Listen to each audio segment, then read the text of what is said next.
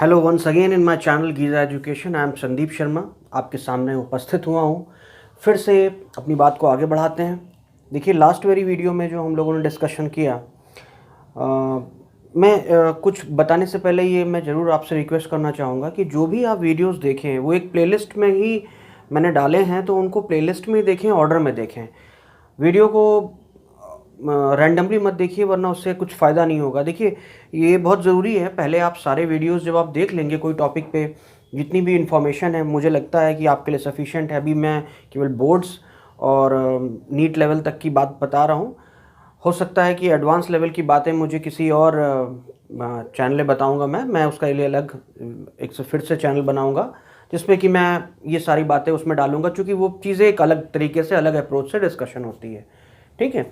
बहरहाल मैं कह रहा हूँ कि जो भी चीज़ें दे रहा हूँ मैं ऑर्डर में दे रहा हूँ, उन्हें आप ऑर्डर में ही देखें। और फिर ये टॉपिक कंप्लीट होने के बाद मैं इसका एक शॉर्ट वीडियो भी बना दूंगा, ताकि आपको कभी भी रिवीजन करना हो, ताकि आप क्विकली उसके थ्रू रिकैप कर सकें, है ना। They won't be any problem for you. ठीक है। बहरहाल कमिंग बैक, लास्ट वाली वीडियो में जो हम लोगों ने डिस्कस किया वो रिफ्रैक्शन एट स्फेरिकल सर्फेसेस था। स्फेरिकल सरफेस यानी कि कॉन्वेक्स सरफेस या कॉनकेव सरफेस। अब उसमें कई प्रकार के केस बनते हैं, यानी आप रेयर से डेंसर जा रहे हैं कि डेंसर से रेयर जा रहे हैं, है ना। तो मैं ये कहूँगा कि आप फिगर ज़रूर बनाइए कोई भी सवाल करते वक्त, ये बहुत ज़रूरी है। आज मैं आपको बताऊँगा भी कैसे अप्रोच किया जाता है प्रॉब्लम। तो आपने अभी मैंने कुल मिला के, आप कॉन्वेक्स सरफेस मान लेते हैं में जा रहे थे, ठीक है, तो या आप कॉनकेव सरफेस में जा रहे थे, ये मैटर नहीं कर रहा है। मैटर कर रहा है कि कहाँ से कहाँ जा रहे थे। रेयर टू डेंसर जा रहे थे, तो याद रखना रेयर टू डेंसर के लिए मैंने आपको फॉर्मूला बताया हुआ है, वो है आपका N2/V, जिसमें कि N2 जो है वो डेंसर मीडियम का रिफ्रैक्टिव इंडेक्स है, रेयर का N1 है, minus N1/U is equal to N2 minus N1/R। ठीक है ना, ये इसका रेडियस ऑफ कर्वेचर है। ये फ्रॉम रेयर टू डेंसर है, याद रखिएगा। और अगर डेंसर से रेयर जा रहे हैं तो आप वहाँ पे लिखिए N1/V minus N2/U is equal to N1 minus N2/R। ठीक है, ये कब का फॉर्मूला है? ये रेयर डेंसर का फॉर्मूला है, और ये डेंसर टू रेयर का फॉर्मूला है, याद रखिएगा। ठीक है, ये डेंसर टू रेयर का फॉर्मूला है। ठीक है, तो ये फॉर्मूले याद रखिए। अभी मैं अप्लाई करके दिखाता हूँ। और वो तो आपको पता ही है, अगर प्लेन सरफेस हो ये तो कॉन्वेक्स स्फेरिकल सरफेस थी, कॉन्वेक्स सरफेस है या कॉनकेव सरफेस है, उसके थ्रू जो है लाइट रिफ्रैक्शन हो रहा है। प्लेन सरफेस होती थी तो मैंने आपको पहले से बता रखा था, अगर डेंसर से रेयर जा रही है लाइट, है ना, यहाँ ऑब्जेक्ट है, पता चला ऐसे लाइट जा रही है, तो पता चला यहाँ इमेज बनती थी, है ना। तो ये आपकी एपरेंट हाइट होती थी जहाँ पे दिखाई देती थी, और ये उसकी रियल हाइट होती थी। तो वहाँ मैंने फॉर्मूला बताया था आपको कि real depth upon apparent depth is equal to जो भी इस मीडियम का रिफ्रैक्टिव इंडेक्स है। ठीक है, ऐसे याद रख सकते थे। और इसी प्रकार से ये तब था जब ऑब्जेक्ट डेंसर में था और रेयर में लाइट जा रही थी। ऑब्जर्वर रेयर में था, ऑब्जेक्ट डेंसर में था, याद रखिएगा। और जब ऑब्जर्वर आपका डेंसर में हो और ऑब्जेक्ट रेयर में हो, तो वहाँ ऑब्जेक्ट और दूर दिखाई देता था। मैंने बताया था ना, जैसे यहाँ पे कोई चीज़ है और डेंसर में आप देख रहे हैं, ये μ2 है, ये μ1 है। इसी को आप चाहें तो म्यू भी लिख सकते हैं, या इसी को आप चाहें तो 2 विथ रिस्पेक्ट टू 1। अगर ये 2 मीडियम है और ये 1 मीडियम है ना, ये N1 इसका था, दिखाई दे रहा था। ये बात समझ में आई आपको? तो ये इस प्रकार से फॉर्मूला आप याद रख सकते हैं। ठीक है, तो अगर वहाँ से लाइट आ रही थी तो आप देख सकते थे कि लाइट थोड़ा सा बेंड होती थी, तो आप पाते थे कि इमेज कहीं यहाँ बनती थी, है ना। ये एपरेंट हाइट होती थी और ये तो रियल हाइट थी। तो वहाँ फॉर्मूला जो बन के आ रहा था वो था apparent height upon real height is equal to refractive index of the medium, जो भी है। μ2/μ1 लिखो, या चाहो तो लिखो μ2/μ1 लिखो, ऐसे लिखो या वैसे लिखो, एक ही बात है ना। या तो म्यू लिखो, क्योंकि म्यू है क्या actually, refractive index of 2 with respect to 1 है। चाहो तो इसको μ2/μ1 भी लिख सकते हो, है ना। ये बात समझ में आई थी। वैसे एक जनरल फॉर्मूला होता है, उसको भी आप, अभी मैं जल्दी से उसको करवा भी रहा हूँ कि कैसे इसको किया जाएगा, मैं इतना रब कर दे रहा हूँ। और अब हम लोग अपने पहले क्वेश्चन पे आते हैं। ठीक है, तो पहला क्वेश्चन मैं आपके स्क्रीन पे डाल रहा हूँ, आप देखिए। देखा आपने क्वेश्चन, क्या कह रहा है क्वेश्चन? पढ़िए क्वेश्चन को, पॉज करके पहले क्वेश्चन पढ़िए, कहीं क्वेश्चन के डेटाज लिख लीजिए उठा के, फिर आगे देखिए। हाँ, तो ये क्या कह रहा है, देखो का स्फीयर है। अब ये ग्लास का स्फीयर हम बना लेते हैं। बन गया ग्लास का स्फीयर। 15 सेंटीमीटर रेडियस का है, तो रेडियस 15 बना लेते हैं, मान लेते हैं ये 15 सेंटीमीटर रेडियस का है। ठीक है, ये डिस्टेंस 15 सेंटीमीटर है। ठीक, इसने कहा कि इसमें स्मॉल एयर बबल है। अब आपको पता है ग्लास में, अभी आपने देखा होगा बहुत अच्छी क्रॉकरी आप देखें, कांच में तो वो नहीं दिखाई देता, लेकिन जो सस्ती, जो कहीं सही तरीके से नहीं बनाई जाती थी पहले, तो आप देखते थे उसमें कुछ कमियां रह जाती थी। जो ग्लास के मटेरियल बनते थे उसमें कहीं कहीं बीच में एयर के बबल आ जाते थे, दिखते भी थे बाहर से, है ना। तो कहने का मतलब ये पूरा ग्लास का है, ये पूरा ग्लास है और इसमें कहीं एयर बबल है। एयर बबल है वो 6 सेंटीमीटर फ्रॉम द सेंटर है। अब 6 सेंटीमीटर तो किधर भी हो सकता है। देखिए, सबसे पहली बात है, पूरी बात बता देता हूँ। 6 सेंटीमीटर दूर पे एक आपका एयर बबल है जो कि इस ग्लास के स्फीयर में है, और जो देखने वाला है वो उसको अलोंग द डायमीटर देख रहा है। बात समझ में आ रही? Along the diameter. तो एयर बबल यहाँ हो सकता है, यहाँ हो सकता है, यहाँ, जहाँ तुम्हारी सुविधा हो वहाँ रख दो। अगर यहाँ होगा तो कहने का मतलब ये है कि जहाँ पे भी वो एयर बबल है, जिस भी तरफ, उस साइड से ही, आप क्वेश्चन पूरा पढ़ें, क्वेश्चन में मैसेज जा रहा है कि along the diameter from the side जहाँ से वो अपीयर कर रहा है। तो यानी कि जिस साइड वो आपका ऑब्जर्वर है उस साइड में ही आपको ये 6 सेंटीमीटर काउंट करना है ना। मान लेते हैं 6 सेंटीमीटर पे आपका ये एयर बबल है। ठीक है, ये बात समझ में आई? हमने इसको सुविधा के लिए हमने ऐसे ले लिया है, just for our convenience we have taken along this. तो मान लेते हैं यहाँ पे कहीं आदमी इसको इस साइड से देख रहा होगा, जो भी ऑब्जर्वर है। तो सीधा सा तरीका ये है कि आप इस ऑब्जेक्ट से 2 लाइट फेंकिए। एक लाइट सीधी गई तो ये तो नॉर्मली पड़ेगी 90 डिग्री पे, तो वो सीधी चली जाएगी। ठीक है, और एक लाइट आप थोड़ा सा ऑब्लिक फेंकिए। तो मान लेते हैं आप थोड़ा सा ऑब्लिक फेंक देते हैं, थोड़ा सा कम एंगल में फेंकते हैं। मान लेते हैं ये आपने फेंका। ठीक है, अब ये पहुंचा है सेंटर पे। सबसे पहले सेंटर ऑफ कर्वेचर से इसको जोड़ दो, क्योंकि ये नॉर्मल बन जाएगा ना आपका। ये इस प्रकार से नॉर्मल बन गया। ठीक है, नॉर्मल को ठीक से बना लीजिए जल्दी से। ऐसे ऐसे नॉर्मल बन गया। ठीक है, अब आपको पता है कि ये डेंसर से, ये डेंसर मीडियम है, μ2 डिफ्रैक्टिव इंडेक्स का ये μ1 है। अगर ये एयर है तो μ1 तो 1 होता है, μ2 जो है यहाँ पे 1.5 दे रखा है, 1.5। ये इससे इस मीडियम में डेंसर से रेयर जब भी लाइट जाएगी तो आपको पता है नॉर्मल से अवे बेंड होती है, तो नॉर्मल से अवे बेंड होगी। तो मान लेते हैं लाइट ऐसे चली जाती है। तो मान लेते हैं यहाँ पे देखने वाला आदमी था। ठीक है, तो देखने वाला आदमी अगर यहाँ पे था तो आप खुद सोचिए, उसको ये दोनों रे डाइवर्जिंग है, तो ये दोनों रे मीट कहाँ करेंगे? बैकवर्ड प्रोड्यूस करना पड़ेगा। तो यहाँ पे कहीं उसको इमेज दिखाई देगी। बात समझ में आ रही है? इस जगह पे इमेज दिखाई देगी।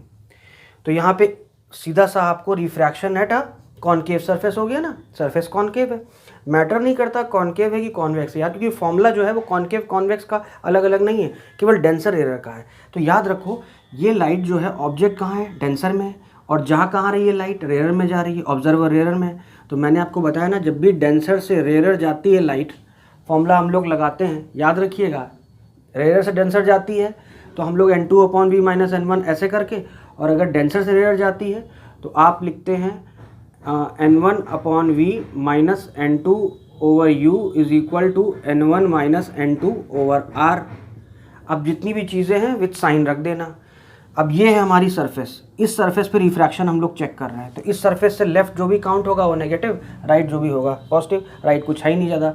तो सबसे पहले देखो, N1 तुम जानते हो एयर का पूछ रहा है, यानी कि N1 वो वाला मीडियम है। N1 लिखो या μ1 लिखो, मैंने वहाँ μ1 लिख दिया है, आप चाहें तो इसको μ1 के टर्म से लिख लीजिए।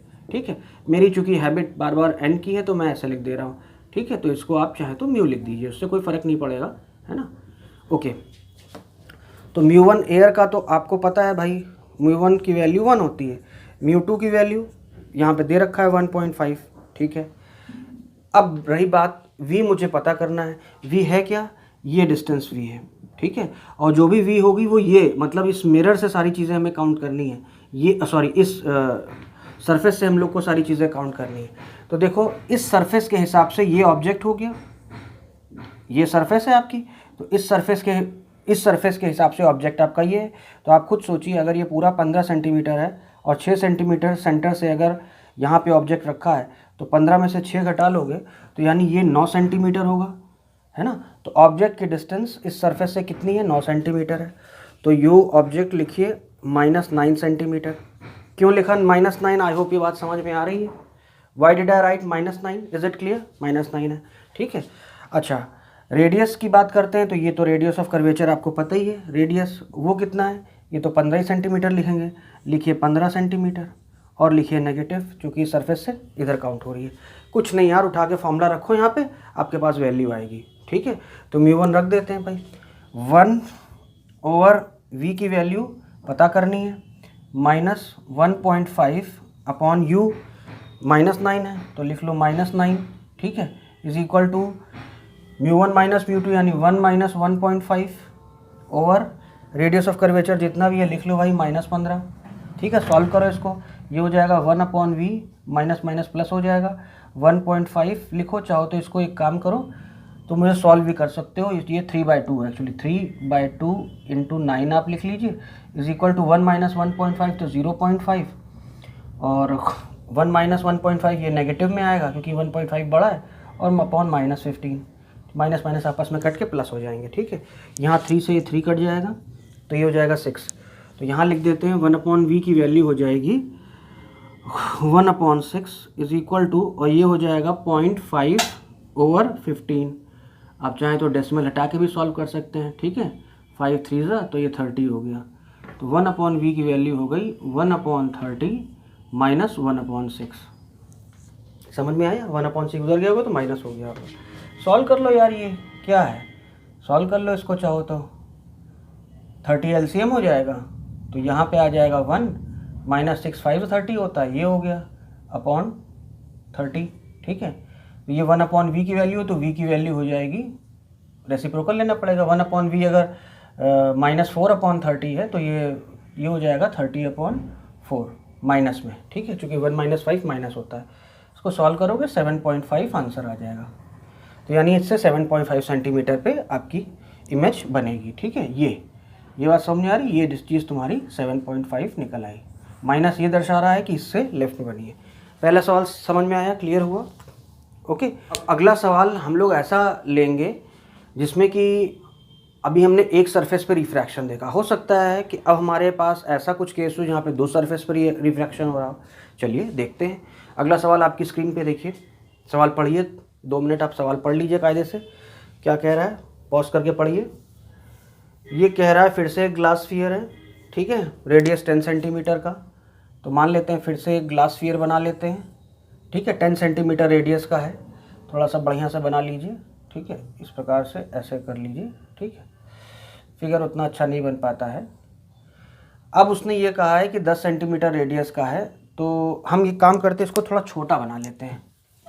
ठीक है, हम इसको थोड़ा छोटा हम इसको बनाते हैं। देखिए ये हमारा ग्लास स्फीयर होगा, ग्लास स्फीयर हमने छोटा बनाया चूँकि हमको बाकी लेंथें लंबी लंबी लेनी है ना। 10 सेंटीमीटर रेडियस का है ये, ठीक, 10 सेंटीमीटर, यानी कि टोटल जो है 20 हो जाएगा, ये तो खैर अलग बात है। उसने कहा है अलोंग द डायामीटर, तो पहले ये डायामीटर के अलोंग जो लाइन बन रही है इसको लंबी प्रोड्यूस कर दो। ठीक है, इससे बड़ा काम होगा। अब देखो ये क्या कह रहा है, पहले समझो इस चीज़ को। इसने कहा है कि एक ऑब्जेक्ट रखा गया है 50 सेंटीमीटर फ्रॉम वन सरफेस, तो मान लेते हैं इस सरफेस से 50 सेंटीमीटर की दूरी पे, मान लेते हैं ये दूरी, मान लेते हैं ये 50 सेंटीमीटर है, तो इतनी दूरी 50 सेंटीमीटर पे 50 सेंटीमीटर, और यही तुम्हारा यू भी है। ठीक है, एक ऑब्जेक्ट रखा गया है, तो ऑब्वियस सी बात है कि यहाँ से लाइट चली होगी। अब इसकी इमेज उधर से कहाँ पे दिखाई देगी, अब देखिए यहाँ से लाइट चली होगी, सवाल आपने पढ़ लिया ना। अब इस पॉइंट पर आप पहले नॉर्मल बनाइए, फिगर ज़रूर बनाया कीजिए, फिगर से बहुत आइडिया लगता है। अब आप देखिए ये जब यहाँ पहुँची होगी तो अब रेयर से डेंसर में जा रही है, ये μ1 मीडियम है, ये μ2 मीडियम है। ठीक है, फिर से μ1 है, ग्लास है तो μ2 की वैल्यू यहाँ पे दे ही रखी है भाई, μ2 की वैल्यू 1.5 होगी, तो ये नॉर्मल की तरफ बेंड होगी चूँकि डेंसर मीडियम आ गया है, तो ये जो रास्ता था उससे थोड़ा बेंड हो जाती है, तो ये मान लेते हैं ये बेंड हुई। ठीक, अब सवाल ये है कि एक थोड़ा सा और हल्का बेंड करते हैं, मान लेते हैं ऐसे बेंड कर देते हैं। ठीक है, अब इमेजिन कीजिए कि अगर ये सरफेस यहाँ नहीं होती, ये पूरा आगे ग्लास ही होता, तो ये अल्टीमेटली यहाँ जाती, इस जगह जाके यहाँ मीट करती, यहाँ इमेज बनाती है ना। लेकिन हुआ क्या कि वो इस पॉइंट पे पहुँचती है तो फिर से मीडियम बदल रहा है, फिर से यहाँ नॉर्मल बना लीजिए, इस तरीके का नॉर्मल बना लिया आपने। अब देखिए ये बाहर निकलेगी तो नॉर्मल से, ये नॉर्मल है इस सरफेस का, तो इस वाले याद रखिएगा ये तो इसकी मोशन की हमने आगे पोजीशन बताई है, ये नॉर्मल है, तो जो इसका रास्ता है नॉर्मल से थोड़ा और बेंड होगी, तो नॉर्मल से बेंड होके यहाँ कहीं पे इमेज बना देगी। ठीक है, ये आपकी इमेज फाइनल बनेगी। और ये इनिशियल इमेज, इसको चाहे तो हम लोग I1 बोल देते हैं। ठीक है, तो हमें क्या करना है, अल्टीमेटली यहाँ इमेज बन रही है, वही बताना है कि कितनी डिस्टेंस से बन रही है। देखो हमें क्या करना है, हमें दो सरफेस मिल रही हैं, कैसे इसको अप्रोच करना है ध्यान से देखो। हमें दो सरफेस मिल रही है, एक सरफेस ये मिल रही है, रिफ्रैक्शन दो बार हो रहा है, एक बार रेयर से डेंसर जा रही है लाइट, तो ये वाला सरफेस आ रहा है, और फिर उसके बाद डेंसर से फिर से रेयर जा रही है लाइट। तो हम दो सरफेस पे अलग अलग देखेंगे इसको। ठीक है, तो पहली सरफेस में जो हम देख रहे हैं, तो ये सब भूल जाओ, केवल ये याद रखो ये लाइट आई और उसकी इमेज ये बनती, इस जगह पे बनती, उसको याद रखो। तो पहले के हिसाब से अब रेयर डेंसर जा रही है, रेयर डेंसर का फॉर्मूला क्या होता है, N2 ओवर या mu two over V minus mu one over U is equal to mu two minus mu one over R। अब देखो ये है फर्स्ट सरफेस, तो ये हम लोग फर्स्ट सरफेस के लिए काउंट कर रहे हैं, फर्स्ट सरफेस के लिए। ठीक है, तो देखो इस सरफेस के लिए V हमें कैलकुलेट करना है, मुझे नहीं पता V कितना है। U हमको यहाँ पे क्या है, ये वाली सरफेस से ये पोल से डिस्टेंस देखो, तो ये पोल से जितनी ऑब्जेक्ट डिस्टेंस पे रखा है ना, ये तुम्हारा U, तो आप लिख लीजिए -50, क्योंकि इधर से ये नेगेटिव आ रहा है ना, इस सरफेस से लेफ्ट में काउंट कर रहे हो। ठीक है, इसका रेडियस ऑफ कर्वेचर देखिए, तो रेडियस ऑफ कर्वेचर इतना है क्योंकि यही रेडियस है, लेकिन वो पॉजिटिव है क्योंकि उधर काउंट कर रहे हो, तो +10 लिख लो। ठीक, म्यू1 म्यू2 की वैल्यू जानते हो, म्यू1 1 है, म्यू2 जो है 1.5 होता है। ठीक है, आपका आ जाएगा, रख दीजिए यहाँ पे वैल्यू, तो म्यू2 की वैल्यू तो आपकी 1.5 होती है, अपॉन V आपको पता करना है माइनस म्यू1 जो कि 1 होता है, और U की वैल्यू -50 लिख लो, is equal to mu two minus म्यू1, यानी कि 1.5 माइनस 1 अपॉन 10 सेंटीमीटर। ठीक है, अब देखो सॉल्व करो इसको यार, ये माइनस और ये माइनस प्लस हो जाएगा, ऐसे लिख लो। ठीक है, तो 1.5 over V is equal to, ये कितना हो जाएगा, 1.5 माइनस 1 0.5 हो जाएगा, तो ये घटा के डायरेक्टली 0.5 लिख देते हैं। ठीक है, और फिर इसको हटा के चाहे तो इसको 100 कर दें, तो 1/20 लिख देते हैं। यानी अल्टीमेटली मैं ये सब, बाकी तुमने तो देखा ही हुआ है ना, तुम्हें कोई दिक्कत हो पीछे जाके देख लेना है, इसकी हर जगह हम 1/20 लिख लेते हैं ताकि मेरी जगह बचेगी। ठीक है, तो फिर ये प्लस 1/50 इज इक्वल टू 1/20। अब 1/50 उधर ले जाओगे तो वो नेगेटिव में हो जाएगा ना, यानी यहाँ से ये पूरा हटा के आप लिख लीजिए -1/50। ठीक है, इसका अगर आप LCM ले लें, डायरेक्टली मैं आपको सिंपल तरीका बताता हूँ। कभी भी आपके पास ये रहा करे ना 1/a माइनस 1/b, तो इसको डायरेक्टली लिखो b माइनस a/ab, और ये चीज़ अगर 1/m के बराबर है तो 1/m इतना होगा, तो m की वैल्यू हो जाएगी ab over b minus a। ये फॉर्मूला यूज़ कर लिया करो, बहुत अच्छी तरीके से हो जाएगा, m is equal to ab over b minus a। ठीक है ना, तो उसी तरीके से यहाँ कर लेते हैं। तो 1.5/v इसको सॉल्व करो, तो देखिए हम डायरेक्टली 20 × 50 ऐसा लिख लेते हैं, और हो जाएगा 50 माइनस 20। ठीक है, ये हो जाएगा 30/50 × 20 कितना होता है भाई, लिख लो, 5 2 ज़ा 10, 1000 हो गया, एक से एक काट दो ये। ठीक है, समझ में आई बात। तो आपके पास जो वैल्यू आई वो आ गई 1.5/v इज इक्वल टू 3/100। ठीक है, अब इसको चाहो तो सॉल्व करो, तो v की वैल्यू हो जाएगी, implies that v is equal to 1.5 × 100/3। समझ में आई बात, क्लियर है। ठीक है, कितना आ गया भाई, ये कट जाएगा तो ये 0.5 हो जाएगा, 3 टाइम जाएगा ना, 0.3 हो जाएगा ये, सॉरी 0.5 हो जाएगा। ठीक है, समझ में आया। तो 0.5 × 100 करोगे तो कितना आ जाएगा, 50। ये बात समझ में आई तुमको। यानी ये जो लेंथ है अभी आपकी v क्या थी, ये वाली लेंथ आपकी v थी, इसके हम लोग v मान रहे थे। तो ये जो डिस्टेंस आई है ये टोटल कितनी आई है, 50 आई है। अगर ये इतनी 50 है तो ये बताने की ज़रूरत नहीं, ये रेडियस इसका 10 है, तो ये 10 10 20 होगा। तो इस 50 में से अगर 20 माइनस कर लोगे तो इतनी डिस्टेंस आपकी 30 आ जाएगी। ठीक है, क्यों ये डिस्टेंस निकाल रहे हैं, क्योंकि इसकी ज़रूरत पड़ने वाली है। देखो ये इतनी लेंथ आपकी 30 आ गई। ठीक है, इतनी बात समझ में आई। तो ये जो V1 ये V नहीं है एक्चुअली, ये जो ये आपने काउंट किया है ये आपका ये वाली डिस्टेंस है ना। यानी कि ये I1 ये पूरी लेंथ को हम लोगों ने, इस पूरी लेंथ को हम लोगों ने V1 लिखा हुआ है, या V ही मान लो, चलो अच्छा V मान लो चलो। तो V हमारी जो है ये वो इतनी लेंथ आई है, इस वाली सरफेस से ये डिस्टेंस आ गई है 50, तो इस वाली सरफेस से ये डिस्टेंस होगी 30। ठीक है, क्या बेनिफिट मिलेगा? आप दूसरी सरफेस पे देखो, इतना समझ में आ गया तो मैं मिटाता हूँ। अब दूसरी सरफेस पे हम लोग देखते हैं दूसरी सरफेस से कैसे करेंगे। देखो अब देखो, अब सब कुछ भूल जाओ, अब ये सरफेस काउंट कर लो, ये वाली सरफेस से बातचीत करो। तो ये वाली सरफेस में डेंसर से रेयर लाइट जा रही है, तो यहाँ पर ऑब्जेक्ट वर्चुअल है। अब ये इतना मत देखो पूरा, केवल ये वाली लाइट देखो। ये देखिए ये ऑब्जेक्ट वो होता है जिससे लाइट आती है या जिसको लाइट जाती है। रियल होगा तो ऑब्जेक्ट से लाइट आएगी, वर्चुअल ऑब्जेक्ट होगा तो उसको लाइट जाएगी।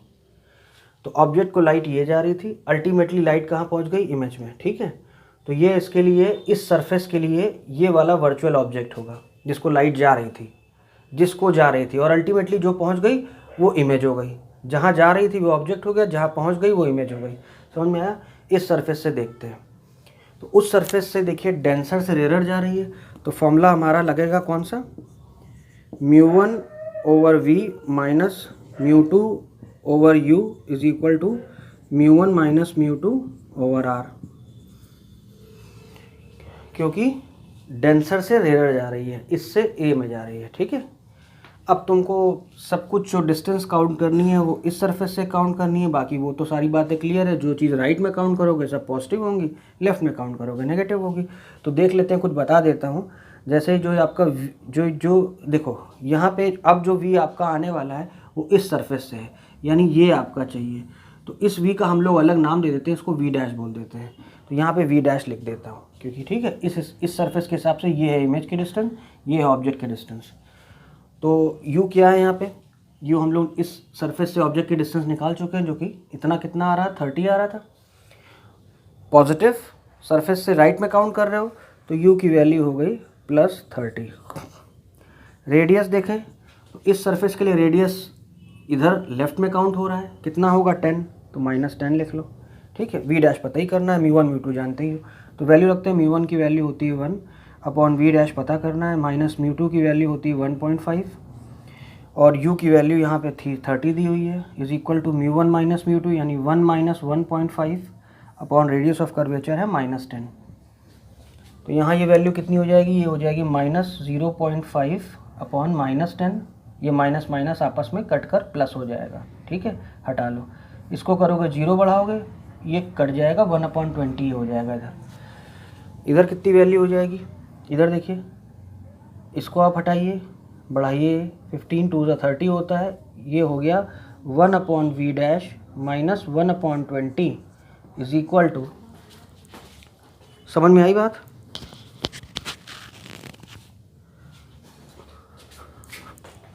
इज इक्वल टू 1/20, तो ये उधर जाएगा तो 1/20 प्लस 1/20 हो जाएगा, तो इसको हटा के उधर ही लिख लो प्लस 1/20। एलसीएम सॉल्व होगा तो ये 20 एलसीएम होगा, ये 2/20 हो जाएगा, 1 + 1 जुड़ जाएगा। तो V डैश की वैल्यू हो जाएगी आपकी 20/2, जो कि आ जाएगी 10 सेंटीमीटर। यानी ये डिस्टेंस जो आ गया वो 10 सेंटीमीटर आ गया, तो V डैश की वैल्यू आ गई 10 सेंटीमीटर। ये बात समझ में आई आपको? क्लियर हुआ? ठीक है, अगला सवाल करते हैं हम लोग। अगला सवाल आपके स्क्रीन पे पड़ा है, देखिए आप इसको देखिए। सवाल क्या कह रहा है? 1 मिनट के लिए पहले आप पॉज करके सवाल अच्छे से पढ़ लीजिए, फिर मैं आपको सवाल समझाता हूँ। ठीक है, पढ़ा?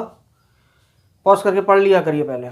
सवाल क्या कह रहा है? अब पहले पॉज करके पढ़ लो, नहीं तो मैं सीधे बता रहा हूँ तुमको सवाल क्या कह रहा है। ठीक है, देखो सवाल ये कह रहा है, कोई सिलेंडर है और वो क्वार्टर सिलेंडर है, और वो रखा गया है इस तरीके से कि पहली बात तो सिलेंडर, अगर आप देखेंगे सिलेंडर को, तो सिलेंडर को अगर आप ऊपर से देखेंगे तो आपको सर्कुलर नज़र आएगा। तो क्वार्टर ऊपर से निकाल लीजिए, मतलब ऊपर से देखेंगे तो आपको, ऊपर से देखोगे सिलेंडर को, ये सिलेंडर ही तो है, ऊपर से मुझे सर्कुलर पार्ट ही तो नज़र आ रहा है।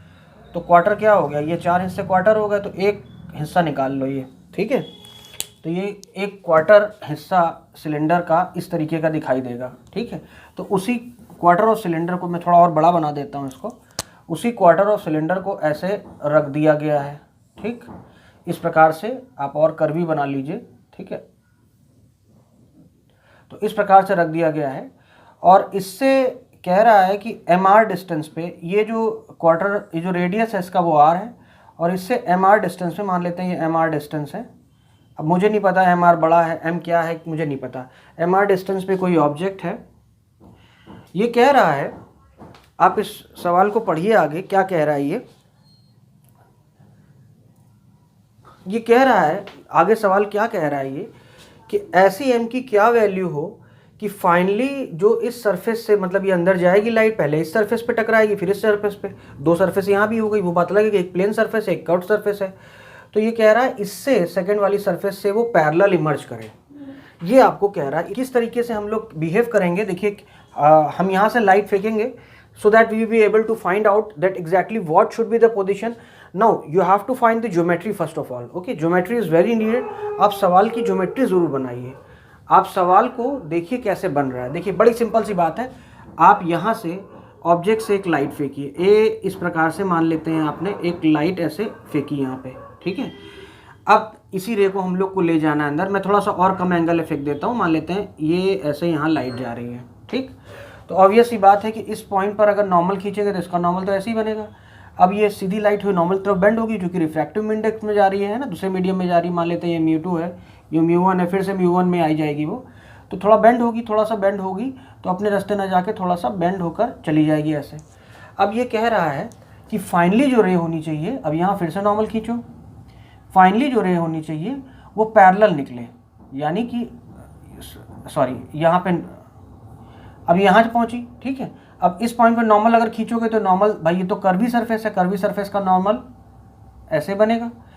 तो ये कह रहा है कि अब मुझे पता है कि जब डेंसर से लाइट जाती है तो वो नॉर्मल से अवे बेंड होती है, तो अवे बेंड हुई तो इतनी अवे बेंड हुई कि वो बाहर जब निकली तो ये जो आपकी बेस है इसके पैरेलल निकले। यही वो कंडीशन कह रहा है कि इसके पैरेलल निकलनी चाहिए।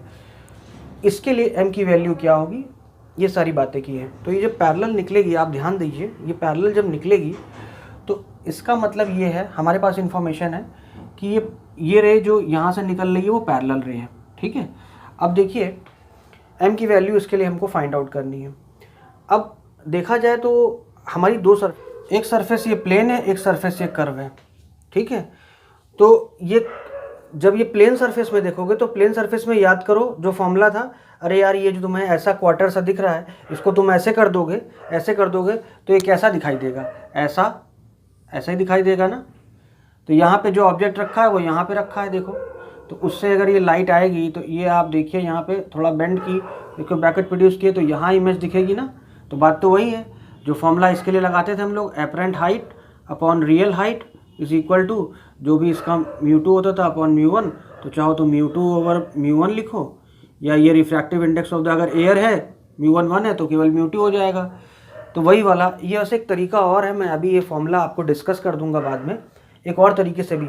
तो वैसे आप याद रखिए, जब जैसे प्लेन वाली सरफेस का जो फॉर्मूला था वो ये था, apparent distance upon real distance is equal to, जो भी डिस्टेंस काउंट कर रहे हैं इस सरफेस से काउंट कर रहे हैं, तो ये रियल डिस्टेंस है और एपरेंट डिस्टेंस। देखो इस सरफेस पे अगर हम लोग फर्स्ट सरफेस पे देखते हैं तो फर्स्ट सरफेस के लिए अगर देखा जाए तो ये वाली रे ऐसे चली गई, तो इसको ये वाली रे और ये सीधी गई होगी। तो अगर इस मीडियम में कोई देख रहा होगा इसको, तो इसको पीछे प्रोड्यूस करेंगे तभी ये मीट करेंगी। तो मान लेते हैं ऐसे ऐसे ऐसे ऐसे ऐसे ऐसे प्रोड्यूस कर दीजिए, तो यहाँ पे इमेज आपको दिखाई देगी, ठीक है। तो यानी पहले सरफेस के लिए ये आपकी डिस्टेंस है इमेज की, इसी को आप एपरेंट हाइट कह सकते हैं या एपरेंट डिस्टेंस कह सकते हैं, और ये तो रियल डिस्टेंस है। ये mr दिया, ये कितना है तो आप फॉर्मूला लगा सकते हैं प्लेन सरफेस के लिए। याद रखो प्लेन अगर रेयर से डेंसर जा रही है, ऑब्जेक्ट रेयर में रखा है, डेंसर में देखने वाला है, तो फॉर्मूला आपको पता है, और डेंसर से रेयर में जाता है तो वो real depth upon apparent depth is equal to mu होता है। फॉर्मूला वैसे मैं एक तरीका बताता हूँ, वो तरीके से आप याद रखिएगा। अभी यही वाला फॉर्मूला लगा लीजिए, आगे से फिर वो फॉर्मूला आप लगाइएगा। पहले मैं इसको समझा दे रहा हूँ 1 मिनट 2 मिनट में। फर्स्ट सरफेस पे देखें तो इस सरफेस के लिए ये आपकी रियल डेप्थ है, ये आपकी एपरेंट डेप्थ है, ये एपरेंट डिस्टेंस है, रियल डिस्टेंस एपरेंट डिस्टेंस। तो ये वाली डिस्टेंस को हम लोग अगर एपरेंट डिस्टेंस कह देते हैं, मान लेते हैं, और ये रियल डिस्टेंस तो आपकी mr है, और यही बराबर होगा μ2 ओवर μ1। अब μ1 1 होता है, μ2 1.5 दिया हुआ है तो इसको 1.5 लिख लो अपॉन 1 लिख लो, तो एपरेंट डिस्टेंस जो आ जाएगी वो हो जाएगी ये mr इंटू 1.5 इंटू 1.5। तो ये लेंथ आपकी, ये वाली डिस्टेंस जो है ये आ गई mr इंटू 1.5, mr इंटू 1.5, ये लेंथ आ गई। ये लेंथ लानी इतनी ज़रूरी थी। अब देखो जब तुम्हें सेकेंड सरफेस पे आओगे तो सेकेंड सरफेस पे अब ये कर्व सरफेस है, तो कर्व सरफेस वाले फॉर्मूले लगेंगे। फॉर्मूला कौन सा लगेगा, चूँकि डेंसर अब सेकेंड सरफेस में देखो, सेकेंड सरफेस में हम लोग पहुँचते हैं तो सेकेंड सरफेस में आप देखिए कि रे रिफ्रैक्शन के बाद पैरेलल हो जा रही है, तो यानी इमेज जो है वो इन्फिनिटी बनेगी। तो सेकेंड सरफेस के लिए अगर सेकेंड सरफेस देखें हम लोग तो सेकेंड सरफेस के लिए जो इमेज बन रही है वो इन्फिनिटी बन रही है, क्योंकि पैरेलल रेज निकल रही है, पैरेलल रेज इन्फिनिटी मीट करती हैं, वी एज्यूम करते हैं ये, ठीक है। अच्छा, उस सरफेस के लिए अब देखो, अब बाकी सब चीज़ें भूल जाओ, केवल ये वाली रे को याद रखो, और ये रिफ्रैक्टेड रे, ये इंसिडेंट रे है। तो ये वाली सरफेस के लिए डेंसर से रेयर लाइट जा रही है, डेंसर मीडियम से रेयर मीडियम जा रही है, तो फॉर्मूला μ1 अपॉन, फॉर्मूला कौन सा लगेगा भाई, μ1 upon v minus μ2 upon u is equal to μ1 minus μ2 over r। v पता करना है, v तो तुम्हें पता है इन्फिनिटी है, v की वैल्यू चाहो तो पॉजिटिव इन्फिनिटी लिख लो, क्योंकि वो पॉजिटिव कहीं इस सरफेस से यानी इस पोल से यहाँ से लेफ्ट और राइट काउंट करते हैं। u आपका देखिए, तो इस पॉइंट के हिसाब से आप गौर कीजिए, इस पॉइंट के हिसाब से ये इंसिडेंट रे, तो ये इंसिडेंट रे इमेजिन करो पूरा ग्लास ही होता है ये, तो ये ऑब्जेक्ट की डिस्टेंस है, क्योंकि इस ऑब्जेक्ट से अगर ऐसे लाइट आ रही है ना, ये याद रखिए कि इसको, इसके लिए जो इमेज की, ये वाले से इमेज यहाँ बनी थी, ऑब्जेक्ट यहाँ था, इस सरफेस के लिए, वो इस सरफेस की लिए इसकी इमेज ऑब्जेक्ट का काम करेगी, यानी इस सरफेस से ये ऑब्जेक्ट डिस्टेंस हो जाएगा। सोचो अगर ये पूरा ग्लास होता तो लाइट ऐसे आ रही होती, उसके बाद फिर पैरेलल हो गई, ठीक है। ऐसे एज्यूम करके देखा जाता है, ठीक है। तो ये वाली लाइन को जब हमने पीछे प्रोड्यूस किया था तो यहाँ I1 मीट की थी, तो अब ये डिस्टेंस यानी इसके लिए ये ऑब्जेक्ट की डिस्टेंस होगी, इमेज तो वैसे भी इन्फिनिटी हो गई, तो ऑब्जेक्ट की डिस्टेंस ये है इस सरफेस के लिए। कितनी है भाई, देखो इतनी mr है, mr इंटू 1.5 है, और इतनी r है, तो आप लिख सकते हैं u की वैल्यू हो जाएगी mr इंटू 1.5 प्लस r, ठीक है। इस पोल से आप लेफ्ट में काउंट कर रहे हैं तो नेगेटिव लगा दो, ठीक।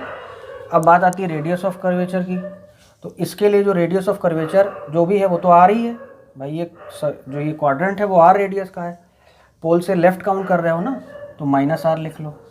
बस ये सारी वैल्यूज यहाँ रखोगे, आपका आंसर आ जाएगा। देखिए μ1 1 होता है, v आपका इन्फिनिटी है, माइनस μ2 आपका 1.5 है, u जो है आपका minus mr into 1.5 plus r, ठीक है, is equal to μ1 minus v2, तो 1 माइनस 1.5 अपॉन r जो है वो माइनस r है। अब ये माइनस 0.5 आ जाएगा अपॉन माइनस r, तो चाहो तो माइनस माइनस हटा दो, प्लस हो गया, ठीक है। 0.5 अपॉन r को चाहे तो तुम लिख सकते हो 1/2r, इसको हटाओगे 10 करोगे, 5 2 10 होगा, तो डायरेक्टली इसको हटा के अब आप लिख लीजिए 1/2r। ये पूरी चीज़ 1/2r आ गया। ये क्या हो गया, 1/∞ 0 होता है, आपको पता है 1/0 इन्फिनिटी होता है, तो 1/∞ जो होगा वो 0 हो जाएगा, ये तो पता ही है। तो ये 0 हो गया, 0। Let me see the visibility. Okay, visibility is fine, ठीक। अब आप क्या करिए, ये माइनस और ये माइनस प्लस हो गया होगा, ठीक है। तो ये हो गया होगा प्लस 1.5 ओवर mr इंटू 1। अब इस mr इंटू 1.5 प्लस r, तो r कॉमन ले सकते हो, यहाँ भी r है यहाँ भी r है, r को कॉमन ले लो, तो ये हो जाएगा mr, इधर बचा केवल mr, उधर बचा 1, सॉरी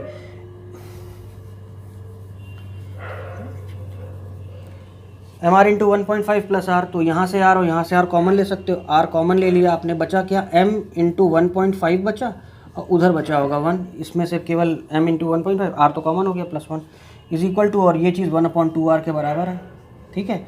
r से r काट दो, ठीक। ये तो कुछ है ही नहीं, 0 प्लस, इसको हटा दो। अब आप क्या करो, 2 से इधर मल्टीप्लाई कर दो और ये चीज़ उधर ले जाओ, तो क्या हो जाएगा, मैं वहाँ लिख देता हूँ 1.5 into 2 is equal to m into 1.5 plus 1। 1.5 into 2 3 हो जाएगा, इसको 3 लिख लो, ये 1 है, इधर ले जाओ तो -1 हो जाएगा, इंटू m इंटू 1.5। अब चाहो तो 1.5 को यहाँ से हटा के सीधे यहाँ 1.5 डिवाइड कर दो, तो m की वैल्यू कितनी हो जाएगी, 3 - 1 2 हो जाएगा। 1.5 कितना होता है, 3/2 होता है, तो 3 और 2 ऊपर चला गया तो ये हो गया 4/3। तो 4/3 आपकी m की वैल्यू आ गई। समझ में आई बात, 4/3 आपकी m की वैल्यू आ गई। क्लियर हुआ। अब जो मैं आपको फॉर्मूला बताने को कह रहा था प्लेन सरफेस के लिए, वो मैं 2 मिनट के लिए को दिखा देता हूँ आपको। फिर देखो ऐसा है यार, एक केस ये था कि डेंसर से रेयर में लाइट जाती थी, मान लीजिए डेंसर मीडियम था, ठीक है, तो आप ऐसे करते थे ना, यहाँ पे ऑब्जेक्ट होता था, एक लाइट सीधी फेंकते थे, एक लाइट ऑब्लिक फेंकते थे, तो जो ऑब्लिक फेंकते थे वो ऐसे चली जाती थी, पीछे प्रोड्यूस करते थे तो यहाँ बनती थी। इसको आप एपरेंट डेप्थ कहते थे और इसको आप रियल डेप्थ कहते थे, यही था ना। ये μ2 मीडियम था, ये μ1 मीडियम था। अब तुम ध्यान दो, एंगल ऑफ इंसिडेंस इधर बन रहा है, एंगल ऑफ रिफ्रैक्शन उधर बन रहा है, तो आप यार सीधा सा ऐसा है कि जिस सरफेस के हिसाब से ये है हमारी सरफेस, इस पर रिफ्रैक्शन हो रहा है, ये रिफ्रैक्टिंग सरफेस है ना, उस सरफेस से डिस्टेंस काउंट करो। ये सीधे सीधे इस चीज़ को कह दो इमेज की डिस्टेंस और इसको कह दो ऑब्जेक्ट की डिस्टेंस, ठीक है। अब याद रखो, तो ये तुम्हारा एपरेंट डेप्थ, ये चीज़ रियल डेप्थ की जगह मैं लिख ले रहा हूँ, ऑब्जेक्ट की डिस्टेंस इसको ओ से डिनोट कर दे रहे हैं, और ये जो इमेज की डिस्टेंस है उसके लिए हम लोग आई लगा दे रहे हैं, ठीक है।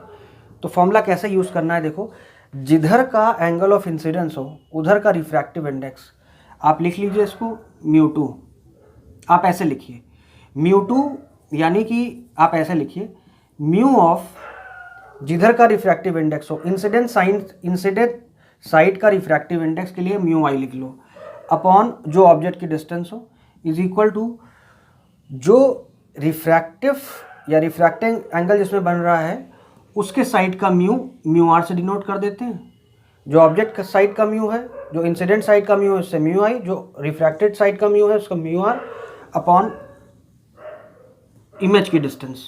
और ये सारी डिस्टेंस रिफ्रैक्टिंग सरफेस से काउंट हो रही है, मैटर नहीं करता कि नीचे काउंट हो रही है कि ऊपर काउंट कर रहे हो। ये बहुत ही इंपॉर्टेंट फॉर्मूला है। अब देखो तुम्हारा फॉर्मूला इससे तुरंत आ जाएगा, तुम लिखते हो ना। अब देखो ये फॉर्मूला हम लोग इसके लिए डेंसर से रेयर क्या देखे थे, डेंसर से रेयर जब जाती थी तो हम ये पढ़ते थे ना, real depth upon apparent depth is equal to mu पढ़ते थे हम लोग। म्यू का मतलब हो गया refractive index of 2 with respect to 1, या चाहो तो μ2/v1 लिखो। ध्यान से देखो, बहुत important formula, very important it is, मजा आ जाएगा। देखो रियल डेप्थ का मतलब हो गया ये ऑब्जेक्ट की डिस्टेंस, तो क्यों ना ये फॉर्मूले को लिख लें हम लोग ऑब्जेक्ट की डिस्टेंस, और एपरेंट डेप्थ मतलब इमेज की डिस्टेंस, ठीक है। जरा देखते हैं इस फॉर्मूले से हमारा ये आता है कि नहीं। देखो हमने ये कहा है जिस साइड का एंगल है इंसिडेंट, तो एंगल ऑफ इंसिडेंस जिधर है उधर रिफ्रैक्टिव इंडेक्स जो है μ2 है, तो लिख लिया हमने μ2। इमेज इंसिडेंट साइड का रिफ्रैक्टिव इंडेक्स, ऑब्जेक्ट की डिस्टेंस सरफेस से, तो सरफेस से ऑब्जेक्ट की डिस्टेंस ये है, तो ऑब्जेक्ट लिख लिया, इज इक्वल टू जिधर रिफ्रैक्टिव बन रहा है उस साइड का म्यू जो है वो μ1 है, उसको μ1 लिख लिया, और इमेज की डिस्टेंस इस रिफ्रैक्टिंग सरफेस से ये है, तो इमेज की डिस्टेंस लिख लिया। अब देखो ओ अगर उधर ले जाओ और μ1 अगर नीचे ले आओ तो बात तो वही हो जाएगा ना, μ2/v1, चाहो तो देख लो, μ2/μ1 इज इक्वल टू O/i। मज़ा आया फॉर्मूले का, क्लियर हुआ। अभी देखो मैं उसके लिए भी कर देता हूँ, उसमें भी एकदम ब्राइट हो जाएगा। सब कुछ हटाते हैं और इस चीज़ को बदल देते हैं। ये मान लेते हैं अब की बार ऑब्जेक्ट मेरा यहाँ पे है, रेयर में है और डेंसर में जा रहा है। एक रे सीधी फेंकी, आई तुम्हारी अब की बार डेंसर मीडियम में, एक आपने एंगल फेंका, थोड़ा सा डेविएट हुई होगी, ठीक है, बैकवर्ड प्रोड्यूस किया आपने, तो पाया यहाँ इमेज बन रही है, तो ये तुम्हारी ऑब्जेक्ट की डिस्टेंस हो गई, वो लिख देते हैं, और ये तुम्हारी इमेज की डिस्टेंस हो गई, है ना। हो गई कि नहीं हो गई। इधर किधर से रे आ रही है, देखो इधर से आ रही है, तो ये वाला एंगल जो है एंगल ऑफ इंसिडेंस कहा जाएगा, और जहाँ जा रही है ये एंगल ऑफ रिफ्रैक्शन होगा। अब देखो हमारे पास इसका फॉर्मूला क्या था, पहले मैं यहाँ वाले से लगा के देख लेता हूँ। मैं यही बोलता था ना कि इस के लिए रेयर से डेंसर जा रही होती है तो हम लोग लिखते हैं apparent height upon real height is equal to mu. Mu का मतलब μ2 विथ रिस्पेक्ट टू 1 या μ2 अपॉन μ1, यही बाकी तुम्हें रटना था ये चीज़, लेकिन अब रटना नहीं। अब देखो इस फॉर्मूले से तुम्हें याद रहेगा, mu I upon O is equal to mu R upon I से तुम्हें याद रहेगा। कैसे? देखो इजी हो गया। Apparent height upon apparent height है क्या? इस सरफेस से एपरेंट हाइट ये है आपकी जो दिखाई दे रही है, इसको हम लोग इमेज की डिस्टेंस कह देते हैं, क्यों ना इसको हम लोग आई लिख लें। और रियल हाइट जो है वो ऑब्जेक्ट की डिस्टेंस है, हम लोग ओ लिख देते हैं।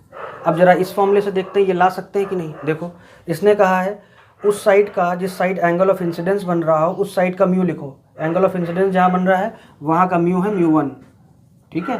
तो आप लिखते हैं इसको, मैं इसको मिटा दे रहा हूँ। क्या लिखेंगे आप इसको? आप इसको लिखेंगे उस साइड का म्यू1। अब इस सरफेस से ऑब्जेक्ट की डिस्टेंस कितनी है?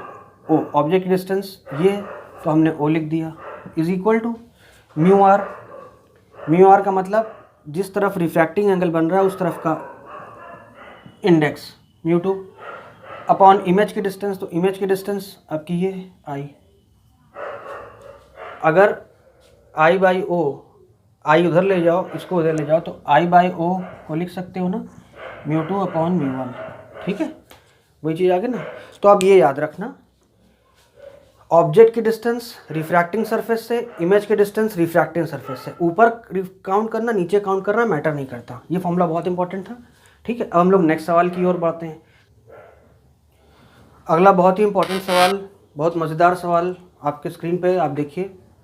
2 मिनट के लिए सवाल को पॉज करके पहले पढ़ लो यार अच्छे से, अपने से फिगर बनाओ, अपने से सवाल करो। पहले कोशिश करिए आप अपने से क्वेश्चन करने की। नहीं समझ में आता है तो आप देखिए खुद के एफर्ट्स जब तक नहीं आप करेंगे आपको कुछ हासिल नहीं होगा। आपको क्या लगता है ये मदद जो आपको बाहर से मिल रही है, इससे कोई भी आपको तनिक भी फ़ायदा नहीं होना। You are not going to get any benefit out of it until and unless you are going to put yourself in. The more you are going to work hard, the more number of questions you are going to try, the more finer you are going to become. You are going to feel that confidence from inside that now I became capable. And how that will be achieving? That can only be achieved by doing a lot of problems. Okay, the number of problems you will try, the more better you will become. Okay, let's see what the question says. Question ने ये कहा है concave mirror है और concave mirror की radius of curvature जो है 40 centimetre उसने दे रखी है। उसमें बाद में आपने पढ़ा होगा, ये कहा होगा कि वाटर उसमें 5 सेंटीमीटर तक की ऊंचाई पे देखिए ये इस प्रकार का कॉन्केव मिरर रहा होगा, इस प्रकार का कॉन्केव मिरर है मान लेते हैं, ठीक है। और ये किसी टेबल पे रखा होगा। वाटर, इसका रेडियस ऑफ कर्वेचर मान लेते हैं कि 40 सेंटीमीटर के आसपास दिया हुआ है, ठीक है। बहरहाल इससे मतलब नहीं है, उसने कहा कि पानी इसमें 5 सेंटीमीटर तक की हाइट पे बढ़ दिया गया है।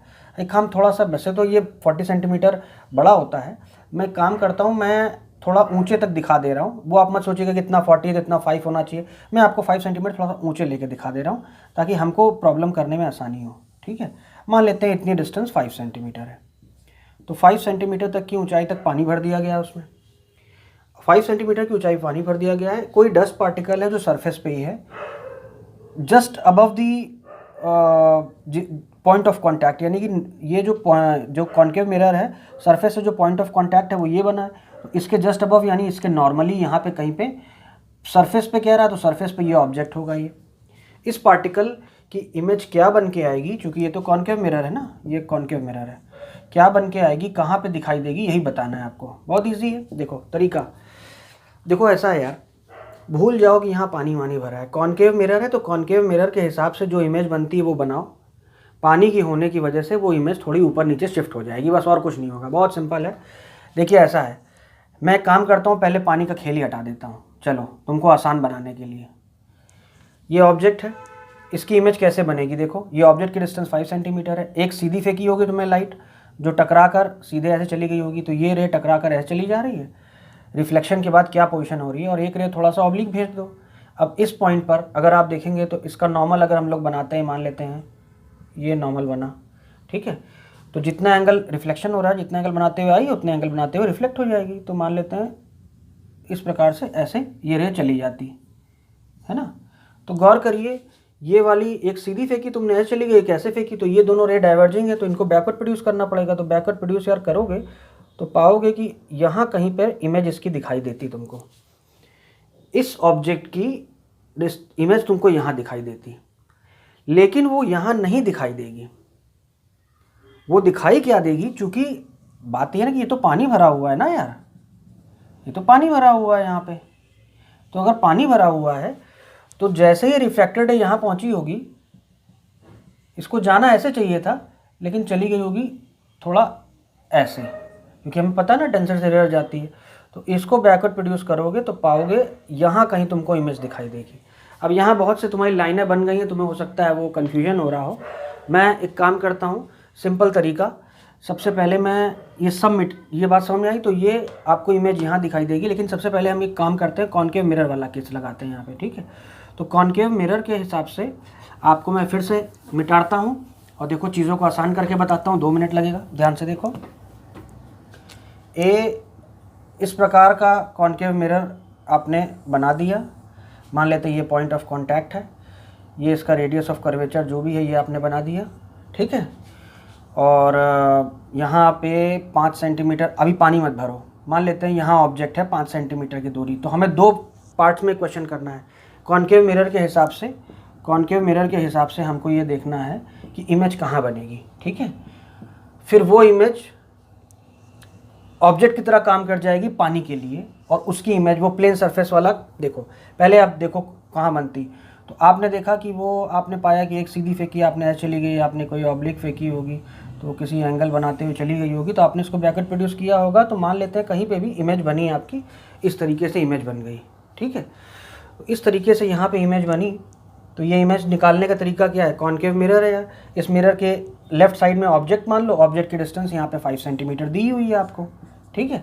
तो मिरर के लिए फॉर्मूला मिरर का लगाते हैं 1/v, ठीक है, plus 1/u is equal to 1/f, ठीक।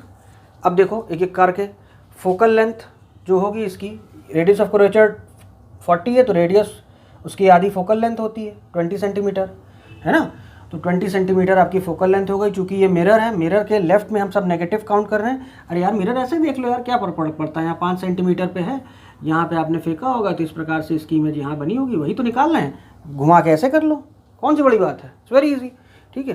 तो फोकल लेंथ यहाँ पर आप 20 सेंटीमीटर लिख लीजिए भाई, ठीक है। चूँकि मिरर के लेफ्ट में काउंट कर रहे हैं, अरे इस साइड को नेगेटिव मान लो, इस साइड को पॉजिटिव मान लो, सिंपल। तो इसको लिख लीजिए -20, ठीक है। यू जो है आपको पोल से आप -5 सेंटीमीटर पे ऑब्जेक्ट है तो 5 लिख लीजिए, वो भी -5 लिख लीजिए, तो इससे आपका v आ जाएगा। तो 1/v प्लस 1/u की जगह आपने लिखा -5 is equal to 1/ focal length की जगह आपने लिखा -20। तो प्लस माइनस माइनस हो जाएगा, इसकी जगह माइनस लिख लो, फिर ये उधर चला जाएगा तो प्लस हो जाएगा। तो अगर उधर ले जाते हैं तो हम लोग लिख सकते हैं 1/5, इधर लिख लीजिए प्लस 1/5 हो जाएगा, ठीक है, ऐसे। तो आप चाहें तो 1/5 माइनस 1/20 प्लस 1/5 या 1/5 माइनस 1/20 लिख लो, क्या फ़र्क पड़ता है, एक ही बात है, ठीक है। सॉल्व करोगे तो हो जाएगा 20 - 5, मैं डायरेक्टली सॉल्व कर दे रहा हूँ, सॉल्व कीजिएगा आपको, यहाँ पे 5 है, यहाँ 20 है, और ये हो जाएगा 20 × 5, ठीक है। तो 1/v की वैल्यू इतनी है, तो इसका मतलब v की वैल्यू कितनी आ जाएगी, 20 × 5/20 - 5 कितना होता है भाई, 15 होता है। 5 3 = 15, 20/3, पॉजिटिव की नेगेटिव पॉजिटिव, तो v की वैल्यू आ गई प्लस 20/3। तो देख सकते हैं आप, ये v है ना। तो मिरर के लिए ये होता है हिसाब, लेकिन चूंकि यहाँ से पानी भरा हुआ है तो जैसे ही लाइट यहाँ पहुँची होगी थोड़ा सा अभी बंद हो गई होगी, तो इसके हिसाब से जो भी मान ले बंद हो गई हो, थोड़ी सी बंद हो गई, तो इसको प्रोड्यूस करेंगे तो पाएंगे कि ये यहाँ पे बनाएगा। तो ये वाली ऑब्जेक्ट की डिस्टेंस है आपकी और ये वाली इमेज की डिस्टेंस है। देखो ना, ये रे जो जा रही थी उसको पैकेट प्रोड्यूस किया तो ये ऑब्जेक्ट हो गया आपका। तो ये जो लेंथ आई है इस प्लेन सरफेस से ये ऑब्जेक्ट हो गई, तो उसकी जो इमेज है वो ये बन रही है यहाँ पे, यानी ये वाली डिस्टेंस, ये डिस्टेंस आपको निकालनी है। तो ये डिस्टेंस आपकी इमेज की डिस्टेंस है और ये तो आपकी ऑब्जेक्ट की डिस्टेंस है, ठीक। तो चाहो तो वही वाला फॉर्मूला लगा दो जो मैंने अभी बताया है, साइन ऑफ इंसिडेंस साइड मतलब mu of incidence side upon object की डिस्टेंस। तो बात तो वही है, अब उसी फॉर्मूले से हम लोग कर लेते हैं, या तो फिर वही बात कर लेते हैं भाई, कहाँ से जा रही है ये लाइट को देखो तो ये डेंसर मीडियम से जा रही है। वो मत सोचो कि कहाँ से आ रही है, जब सरफेस के जस्ट पहले देखा तुमने तो डेंसर मीडियम था, वाटर था, और जा रही है रेयर में, ठीक है। और आपको पता है वाटर का रिफ्रैक्टिव इंडेक्स 4/3 होता है, ये तो पता ही है ना आपको, वाटर का रिफ्रैक्टिव इंडेक्स 4/3 होता है। तो जा कहाँ रही है भाई, डेंसर से रेयर में जा रही है। तो प्लेन सरफेस के लिए याद करिए, डेंसर से रेयर में जब लाइट जाती है तो real distance upon apparent distance, तो real distance upon apparent distance वाले फॉर्मूले से निकाल लो, या भी जो अभी मैंने फॉर्मूला बताया उससे याद निकाल लो। तो रियल डिस्टेंस जो है वो ये वाली है और एपरेंट डिस्टेंस जो ये है। अब रियल डिस्टेंस निकालना कोई बड़ी बात नहीं है, जो डिस्टेंस आपकी 20/3 आई है वो मिरर से आई है, तो मिरर से डिस्टेंस 20/3 आ गई है आपको। इमेज की डिस्टेंस 20/3 है, पॉजिटिव दिया तो यानी इस साइड 20/3 में 5 और जोड़ लो तो ये डिस्टेंस आ जाएगी आपकी, ये आपकी रियल डिस्टेंस है। तो रियल डिस्टेंस हो गई 20/3 + 5, ठीक है। और एपरेंट डिस्टेंस जो है वो तो निकाल रहे हो यार तुम, ठीक है, इसको एपरेंट डिस्टेंस लिख लो। और ये बराबर होगा किसके, जो refractive index of the medium है ना। तो ये इसका रिफ्रैक्टिव इंडेक्स जो है 4/3 है। बस सॉल्व कर लो, आ जाएगा आंसर। मैं उधर चाहे तो सॉल्व कर देता हूँ आपके लिए, बहुत सिंपल है, मैं सॉल्व कर देता हूँ। 20/3 + 5 इसको सॉल्व करोगे तो ये हो जाएगा 15 + 20 35/3 इंटू एपरेंट डिस्टेंस। इसको सॉल्व करके कैसे करना है वो अब तुम देखो यार, इतना सॉल्यूशन तुमको आना चाहिए। 3 से 3 कट गया, एपरेंट डिस्टेंस की वैल्यू हो गई 35/4। इसको सॉल्व कर लेना भाई, 35/4 करोगे तो 4 8 ज़ा 32 होता है, 30.75, तो 8.75 यानी इससे 8.75 की दूरी पे यहाँ पे इमेज दिखाई देगी, ठीक है। यहाँ पे थोड़ा सा आपको देखने में बड़ा कॉम्प्लेक्स लग रहा होगा, लेकिन ऐसा कुछ है नहीं है, बहुत ईजी है, ओके।